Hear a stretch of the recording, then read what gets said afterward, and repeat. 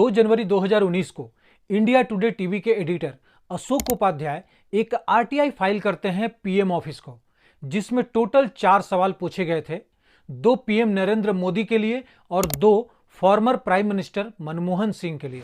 Question यही था कि पीएमओ बताएं कि पीएम नरेंद्र मोदी ने अब तक अपने टेन्योर में कितने प्रेस कॉन्फ्रेंसेस किए हैं और कितने इंटरव्यूज किए, उसका डेट और लोकेशन बताएं, और former prime minister Manmohan Singh ने कितने प्रेस कॉन्फ्रेंस किए और कितने इंटरव्यूज किए, उसका भी डेट और लोकेशन बताएं। इस आरटीआई का मतलब साफ था, मनमोहन सिंह और पीएम नरेंद्र मोदी के बीच कंपैरिजन करना। लेकिन आरटीआई के जवाब में जो पीएमओ कहता है वो बड़ा शॉकिंग था।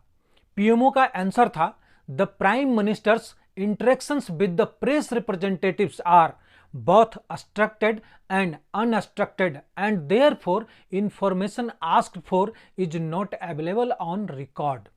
मतलब प्रेस प्रतिनिधियों के साथ प्रधानमंत्री की बातचीत संरक्षित और असंरक्षित दोनों होती है और इसीलिए मांगी गई जानकारी रिकॉर्ड पर उपलब्ध नहीं है। दूसरा जवाब था, information sought does not form part of record held by this office, यानी मांगी गई जानकारी इस कार्यालय द्वारा रखे गए रिकॉर्ड का हिस्सा नहीं है। कांग्रेस पार्टी के तरफ से वीडियो भी जारी की जाती है और सवाल पूछे जाते हैं कि पिछले 9 सालों में पीएम नरेंद्र मोदी ने एक भी प्रेस कॉन्फ्रेंस क्यों नहीं किया। देश के प्रधानमंत्री ने अपनी आखिरी प्रेस कॉन्फ्रेंस कब की थी, याद है आपको? नहीं होगा, क्योंकि मौजूदा प्रधानमंत्री नरेंद्र मोदी तो प्रेस कॉन्फ्रेंस से डरते हैं। उन्होंने अपने 9.5 साल के कार्यकाल में एक भी प्रेस कॉन्फ्रेंस नहीं की। दरअसल वे डरते हैं सवालों से, वे डरते हैं कि कहीं उनके जुमलों की पोल ना खुल जाए। अब देखिए, सबसे पहले हमें यह समझना होगा कि प्रेस कॉन्फ्रेंस करना क्यों जरूरी है, तभी हमें यह समझ आएगी कि पीएम मोदी प्रेस कॉन्फ्रेंस क्यों नहीं करते। प्रेस कॉन्फ्रेंस करने से सबसे बड़ा फायदा आम पब्लिक को होता है, गवर्नमेंट के तरफ से सही इंफॉर्मेशन के रूप में। क्योंकि जब कोई कॉन्फ्रेंस होती है तो वहां पर 1 या 2 रिपोर्टर्स नहीं होते हैं, बल्कि 50 से 100 रिपोर्टर्स होते हैं और सभी अपने क्वेश्चंस पूछते हैं। सो इसकी पॉसिबिलिटी लगभग 0 हो जाती है कि कोई बायस्ड होकर क्वेश्चन करे और सामने वाला उसका आंसर दे। बट वहीं पर अगर कोई भी लीडर किसी सिंगल पर्सन को इंटरव्यू देता है तो इसकी पॉसिबिलिटी बढ़ जाती है कि सामने वाला बायस्ड होकर सवाल करे और सही इंफॉर्मेशन आम पब्लिक तक ना पहुंचे। मैं भी कई बार ऐसा होता है थक जाती हूँ और मैं ये कहती हूँ कि बहुत थकान होगी, अभी नहीं होगा। सच बताइए, why don't you get tired? आप थकते क्यों नहीं हैं? क्यों नहीं? पीएम नरेंद्र मोदी ने लास्ट प्रेस कॉन्फ्रेंस किया था 2019 में, बट उस प्रेस कॉन्फ्रेंस में पीएम नरेंद्र मोदी ने एक भी सवाल का जवाब नहीं दिया, बल्कि उन्होंने अमित शाह की तरफ इशारा किया और सवालों को अमित शाह ने ही काउंटर किया। प्रधानमंत्री जी, आपके लिए आपकी इजाजत से। ये तो डिसिप्लिन सोचना है, अध्यक्ष हमारे लिए सब कुछ होते हैं। ऐसे में इनके लिए आपका क्या? देखिए, अब अगर हम मोदी जी के पहले प्रेस कॉन्फ्रेंस देखें तो डॉक्टर मनमोहन सिंह ने 114 प्रेस कॉन्फ्रेंस किए, जवाहरलाल नेहरू 75, राजीव गांधी 62, लाल बहादुर शास्त्री 56, अटल बिहारी वाजपेयी 55, इंदिरा गांधी 42, नरसिम्हा राव 40, मोरारजी देसाई 14, बट नरेंद्र मोदी ने सिर्फ एक प्रेस कॉन्फ्रेंस किए। अब सवाल आता है कि आखिर पीएम मोदी प्रेस कॉन्फ्रेंस क्यों नहीं करते? तो इसके 2 रीजंस हो सकते हैं। नंबर 1, प्रॉपर डेटा अवेलेबल ना होना, जिसके वजह से कॉन्फिडेंस की कमी हो। शायद इसीलिए पीएम मोनोलॉग में विश्वास करते हैं, लाइक मन की बात। लेकिन ये पॉसिबल नहीं है कि उनके पास प्रॉपर डेटा ना हो इस जमाने में भी। दूसरा रीजन हो सकता है कि पीएम अपने काम से खुश ना हो, अपने वादे को पूरा ना किया हो, जिसके वजह से प्रेस कॉन्फ्रेंस में रैंडम क्वेश्चंस पूछे जाने से डर लगता हो। लेकिन अगर पीएम नरेंद्र मोदी के पिछले 9 साल के टेन्योर में प्रोग्रेस देखें तो इन्होंने जितने बड़े बड़े वादे किए थे उनको इन्होंने पूरा किया। ये फारूक अब्दुल्ला की वीडियो देखिए। मोदी सब अपनी बात कहते हैं साहब किसी ने नहीं किया, बहुत कोशिश की, उन्हीं के बीजेपी ने भी कोशिश की, कुछ नहीं हुआ। अब मोदी साहब क्या कर लेंगे? अब 370 की बात करते हैं, वो कभी भी अगर वो 10 दफा भी हिंदुस्तान के प्राइम मिनिस्टर बनेंगे वो 370 को नहीं छू सकते। लेकिन मोदी गवर्नमेंट ने क्या किया आपको भी पता है। जम्मू कश्मीर में धारा 370 हटाई तो खून की नदियां बह जाएगी, कंकड़ चलाने की हिम्मत नहीं है किसी की। कर चलाएंगे। ये नरेंद्र मोदी सरकार। उसके बाद ट्रिपल तलाक हटाने का वादा था, मोदी गवर्नमेंट ने वो भी पूरा किया। उसके बाद राम मंदिर का मुद्दा वो भी सोल्व किया। देखिए, मेरा पर्सनल ओपिनियन है कि पीएम नरेंद्र मोदी देश को अच्छे से समझ चुके हैं और उसके अकॉर्डिंग काम कर रहे हैं। प्यू रिसर्च सेंटर के एक सर्वे में यह निकल कर आया कि दुनिया भर के देश डेमोक्रेसी, मिलिट्री रूल और अदर पॉलिटिकल सिस्टम को कैसे देखते हैं। भारत में 55% लोग एक मजबूत नेता द्वारा शासन करने का एक अच्छा तरीका मानते हैं। ये वीडियो देखिए जो इंडियन नेशनल कांग्रेस के यूट्यूब चैनल पर अवेलेबल है। भारत के प्रधानमंत्री के रूप में अंतिम press conference doctor Manmohan Singh ji ने की थी। इस प्रेस वार्ता में एक तरफा भाषण नहीं फेंका गया। इस प्रेस वार्ता में पत्रकारों के सवालों के जवाब दिए गए थे। ये प्रेस वार्ता 3 जनवरी 2014 को की गई थी। इसमें बताया गया कि मोदी कैसे डरते हैं प्रेस कॉन्फ्रेंस करने से। खासकर पीएम मोदी के कामों पर सवाल उठाए गए हैं और पीएम मोदी और फॉर्मर पीएम मनमोहन सिंह की बात की गई। तो पीएम मोदी प्रेस कॉन्फ्रेंस क्यों नहीं करते, इसका आंसर तो शायद मोदी और मनमोहन सिंह के कामों को देखने के बाद ही मिलेगा। पी चिदम्बरम ने 2004 में बजट स्पीच दिया था, जब बीजेपी लीडरशिप वाली एनडीए को हराकर कांग्रेस लीडरशिप वाली यूपीए सत्ता में आई थी और पी चिदम्बरम ने यूपीए सरकार का पहला बजट पेश किया था। 8 जुलाई 2004 को बजट पेश करते हुए चिदम्बरम ने कहा था कि भारतीय अर्थव्यवस्था के आधार मजबूत दिखाई दे रहे हैं और बैलेंस ऑफ पेमेंट काफी दुरुस्त है। भारत के विकास दर में स्टेबिलिटी बनी रहेगी। यहां पर थोड़ा एक बात याद रखिएगा कि जब अटल बिहारी वाजपेयी ने सत्ता छोड़ी थी तो ग्रोथ रेट 8.5% थी, जो कि 1975 टू 76 के बाद सबसे अधिक थी।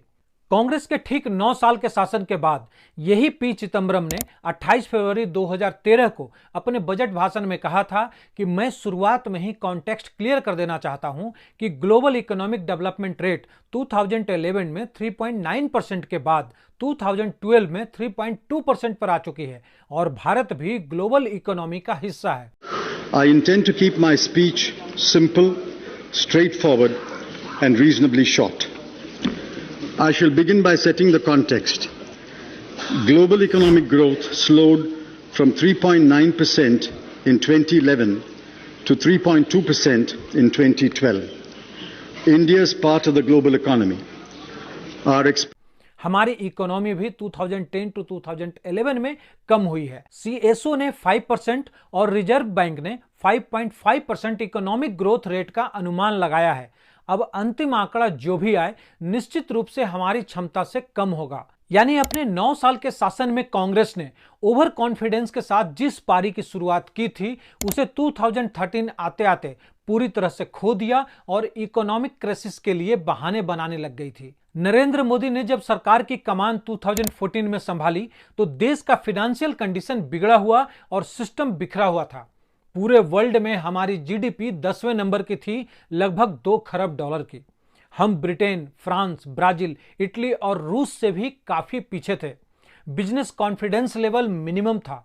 2013 के मार्च में कॉन्फेडरेशन ऑफ इंडियन इंडस्ट्री यानी कि CII ने एक सर्वे कराया था। इसमें देश के 175 बिजनेस हाउस के चीफ ने भाग लिया। भाग लेने वालों में से अधिकतर का कहना था कि सरकार में उच्च स्तर पर भ्रष्टाचार और लगातार महंगाई से इकोनॉमिक रिफॉर्म प्रोसेस खतरे में है। उस पर बढ़ते ब्याज दर और पॉलिटिकल इनस्टेबिलिटी एक कंसर्न है। अब यहां पर यह तो नहीं कह सकते कि कांग्रेस को सरकार चलाना नहीं आया। एक्सपीरियंस के बेस पर यही पार्टी दावा करती है कि सरकार चलाना उन्हें ही आता है। तो क्या सारी फेल्यूर मनमोहन सिंह के नाम पर कर देनी चाहिए थी? नहीं। As a economist Manmohan Singh इस देश के सबसे अनुभवी और डायरेक्टली सबसे लंबे समय तक गवर्नमेंट इकोनॉमी के अंग रहे हैं। वित्त सचिव, भारत सरकार के प्रमुख वित्तीय सलाहकार, फिर वित्त मंत्री और 10 साल तक प्रधानमंत्री। इतने समय तक अर्थव्यवस्था की कमान संभालने वाला दूसरा व्यक्ति अभी तक तो भारत में नहीं है। फिर भी उन्हें बेचारा होने का संज्ञा मिली और कांग्रेस अपना सरकार चलाती रही। 2004 के आम चुनाव में जब कांग्रेस सबसे बड़ी पार्टी बनकर उभरी तो उसका एक ही मकसद था कि किसी भी तरह से भाजपा के नेतृत्व वाली एनडीए को सत्ता के किसी भी गणित से बाहर रखा जाए। 2008 में देश की अर्थव्यवस्था बिल्कुल बिगड़ चुकी थी। इसे समझने के लिए एक ही फिगर काफी है कि भारत का रेवेन्यू लॉस जहां 2007-8 में जीडीपी का 2.6% था, वह 2008-9 में बढ़कर 5.9% और 2009-10 में जीडीपी का 6.7% हो गया था। इससे प्रूव होता है कि सरकार बनाने और चलाए रखने की कांग्रेस की मजबूरी में इतने बड़े इकोनॉमिस्ट मनमोहन सिंह कहीं खो गए थे। यूपीए 2 की कहानी तो देश को भ्रष्टाचार और इकोनॉमिकली बर्बादी की ओर ले जाने वाला ही था। नवंबर 2010 में जब राडिया टेप कांड सामने आया तो पूरा देश हिल गया और इससे बड़ा उदाहरण भारतीय पॉलिटिक्स में कभी भी नहीं मिल सकता। Neera Radia, the corporate lobbyist linked to the 2G scam. She has a clientele that makes up the who's who of India Inc. CBI ने राडिया और पावर में रहे लोगों के करीब रहे लोगों के बीच 5851 फोन कॉल्स रिकॉर्ड किए थे, जिसमें अपनी पसंद के लोगों को मंत्री बनाने के लिए लॉबिंग से लेकर 2G स्पेक्ट्रम घोटाले की पूरी गाथा थी। 10 साल की यूपीए गवर्नमेंट 10 बड़े घोटालों के साथ इतिहास में दर्ज है।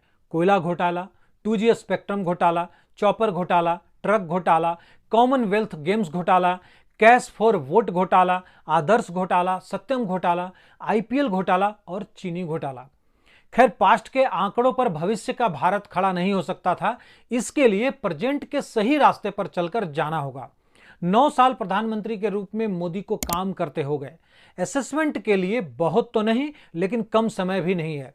प्रधानमंत्री मोदी की नीतियों की दिशा स्पष्ट है। पहले भारत को $5 खरब की अर्थव्यवस्था बनाना है और फिर देश को विकसित अर्थव्यवस्था की कैटेगरी में ला खड़ा करना है। मोदी ने जब 2014 में सत्ता संभाली तो भारत का जीडीपी $2 खरब का था। अब 2023 में $4.25 खरब का है। मोदी की जिद है कि 2025 तक इसे $5 खरब तक पहुंचाना ही है। इसके लिए ग्रोथ रेट 6% से ऊपर चाहिए, तो वह अभी करंट में है। ग्लोबल क्वालिटी इंफ्रास्ट्रक्चर रैंकिंग में 184 देशों में भारत का स्थान 5वां है। रोड एंड ट्रांसपोर्ट मंत्री नितिन गडकरी का दावा है कि 2024 के अंत तक भारत का रोड नेटवर्क अमेरिका के बराबर हो जाएगा और हमारी लॉजिस्टिक लागत 16% से घटकर 9% पर आ जाएगी। एनएसओ का आंकड़ा बताता है कि 9 साल में देश में प्रति व्यक्ति आय 2014 की 86,647 रुपए से बढ़कर 2023 में दुगनी यानी कि 1,72,000 रुपए हो गई है। अब यहां से आगे बढ़ना है तो देश की अर्थव्यवस्था को भी दुगनी रफ्तार से बढ़ानी होगी, जिसे लेकर कांग्रेस में विश्वास नहीं और मोदी आत्मविश्वास से भरपूर है। सो मुझे लगता है कि पीएम नरेंद्र मोदी सचिन तेंदुलकर जैसे हैं। ये बातों से नहीं, काम से ज्यादा जवाब देते हैं। और सच कहें तो देश को ग्रोथ चाहिए, मोदी की प्रेस कॉन्फ्रेंस नहीं। वो प्रेस कॉन्फ्रेंस करें या ना करें, हमारा देश पूरे वर्ल्ड में खुद एक प्रेस कॉन्फ्रेंस कर रहा है। देश को और क्या चाहिए? और ऐसा नहीं है कि बीजेपी पूरी तरह से साफ है, बट अगर कोई 75% गलत हो और कोई 20%, तो हमें उसे चुनना चाहिए जो 20% गलत हो। अब आपका क्या मानना है, कमेंट में जरूर लिखें।